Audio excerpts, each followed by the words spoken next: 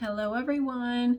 Today, I wanted to quickly touch on the subject of soul contracts. So, for those who don't know, you, before you came into this physical body, met with your spirit team, your guides, your angels, your council in spirit. And essentially, I say sat, but you met with them. Your energies met together to try to walk you through what exactly you're going to experience in this life. So a part of that is creating contracts for either an event or a contract with a person, more importantly.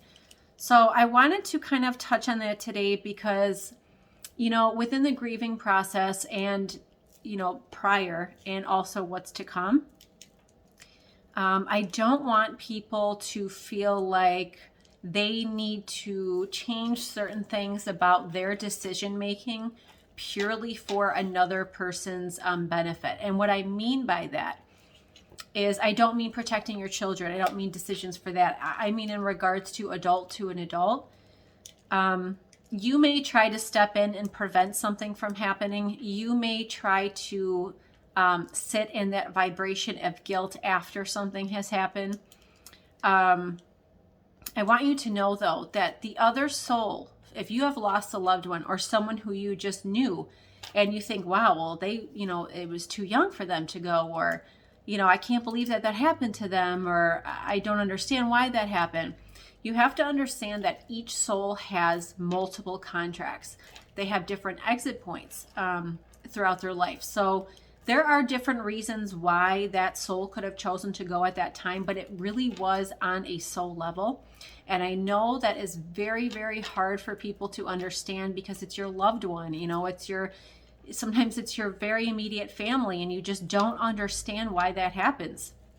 On a human level, it's really almost impossible to understand that. It doesn't make any sense. There's no logical, reasoning to it. You sit there and think this is just wrong. This can't be. But on a soul level, it's a little bit of a different story. It's viewed at a little bit differently. Some souls will sign up for things. They will sign up for that, knowing before they came here, this is what they're being born into. They will know they're shown a certain period of their life where this is what they're going to experience. Or they're shown they come in for the lessons that the parents need, if it's a parent-child situation. And that is the absolute toughest one to try and understand, because it goes against nature for parents to outlive their children. As a parent, it's just something that you can't fathom the thought of. And for those who have gone through that in this life, it's very, very tough. And I try very hard to explain things a certain way to people, especially in my readings, when it comes to this subject. And I just wanted, more the general people, even without a reading, to kind of understand what soul contracts are. It might allow you to try and see things differently. It might allow you to know that it really wasn't in your control. For most people, there's nothing you could have done. You can't sit in that vibration of guilt or shame or fear or any of that, because it is the lowest of vibrations, and it's not going to help you, your physical self, first of all, or your, your soul. So you really have to try to get yourself in a little bit of a higher vibration if you've been dealing with some of this. I don't want to get into too much more detail because I feel like this is just hard enough for people to understand.